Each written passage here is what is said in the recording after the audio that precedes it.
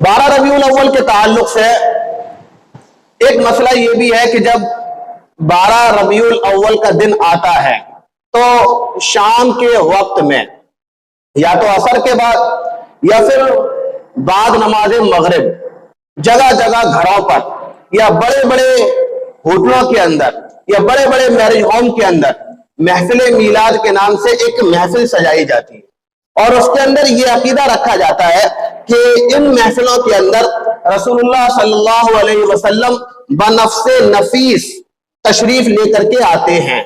बनफ्से नफीस का मतलब समझ रहे हैं?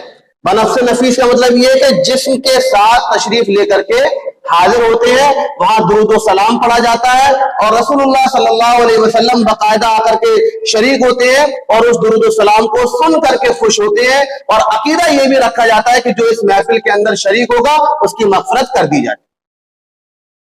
ये 12 रबीउल अव्वल के शाम की वक्त में जो महफिलें सजाई जाती हैं मीलादुन नबी के उन्वान से, उसके ताल्लुक से ये अकीदा रखा जाता है।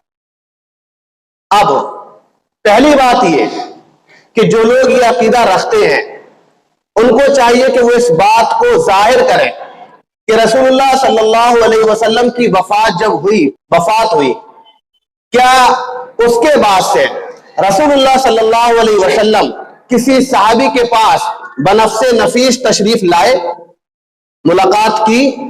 कोई सहाबी या सहाबियात इस बात की गवाही देते हैं कि हाँ रसूलुल्लाह सल्लल्लाहु अलैहि वसल्लम मेरे पास तशरीफ लाए थे, बनफ्से नफीस तशरीफ लेकर के आए थे और मुझसे मुसाफा हुआ, मुझसे बात भी हुई। अगर कोई सहाबी इस बात की गवाही देता है तो ये बात मान ली जाएगी कि हाँ मीलादुन नबी की महफिलों के अंदर रसूलुल्लाह सल्लल्लाहु अलैहि वसल्लम बनफ्से नफीस तशरीफ लाते हैं। और अगर कोई सहाबी या सहाबियात गवाही नहीं देते हैं तो फिर ये सिर्फ एक अपना भोंडा अकीदा है, इसके अलावा इसकी कोई हकीकत नहीं है। छोड़े आप सहाबियात को। रसूलुल्लाह सल्लल्लाहु अलैहि वसल्लम सबसे ज्यादा मोहब्बत किया करते थे अपनी बेटी हजरत फातिमा रज़ी अल्लाह तआला अन्हा।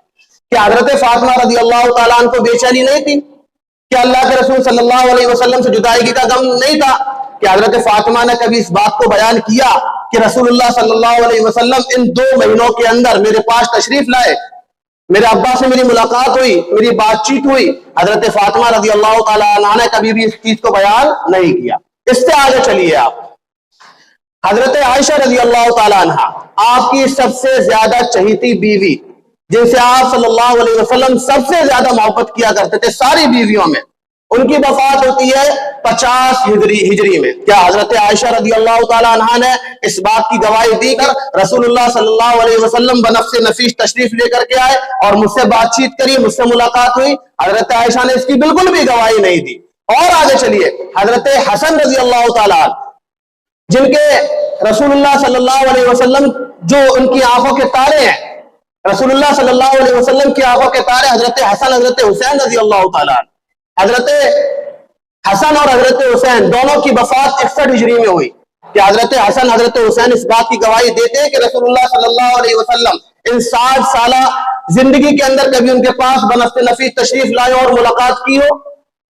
हजरत ना तो हजरत हसन की रिवायतों से मिलता है ना हजरत हुसैन की रिवायतों से मिलता है। तो फिर हमारा ये अकीदा रखना कि रसूलुल्लाह सल्लल्लाहु अलैहि वसल्लम हमारी मीलाद की महफिलों में बनफ्से नफीस आते हैं और दुरूद और सलाम सुनते हैं और वहां बैठने वालों की मग़फ़िरत हो जाती है, ये सिर्फ एक बेहुदा अकीदा है।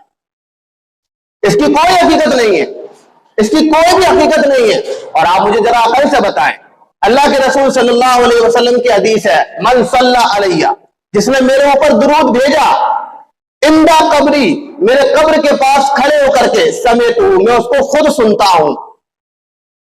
वमन सल्ला, और जिसने दुरूद भेजा अलैया मेरे ऊपर, नाइबन, दूर से, जो मेरे कब्र के पास मौजूद नहीं है, अबलिगतुहु, तो एक फरिश्ता उसके दुरूद को मेरे पास पहुंचाता है। अगर रसूलुल्लाह सल्लल्लाहु अलैहि वसल्लम खुद महफिलों में आकर के दुरूद और सलाम सुनते हैं और अपने कानों से सुनते हैं तो फिर इस हदीस का मतलब क्या हुआ?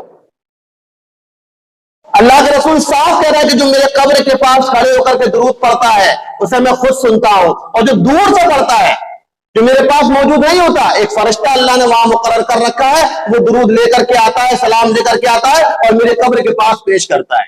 इससे ये समझ में आता है कि रसूलुल्लाह सल्लल्लाहु अलैहि वसल्लम अपनी कब्र अतर के अंदर जिंदा है, لیکن دنیا کے اندر تشریف نہیں لا سکتی. اب آپ دنیا سے پردہ فرما چکے ہیں, وفات پا چکے ہیں, آپ دنیا کے اندر تشریف نہیں لائیں گے. ہاں, قبر اثر کے اندر آپ زندہ ہیں. یہ حدیث بتاتی ہے کہ رسول اللہ صلی اللہ علیہ وسلم قبر کے اندر درود بھیجا ہوا سنتے ہیں. بات سمجھ میں آ رہی ہے؟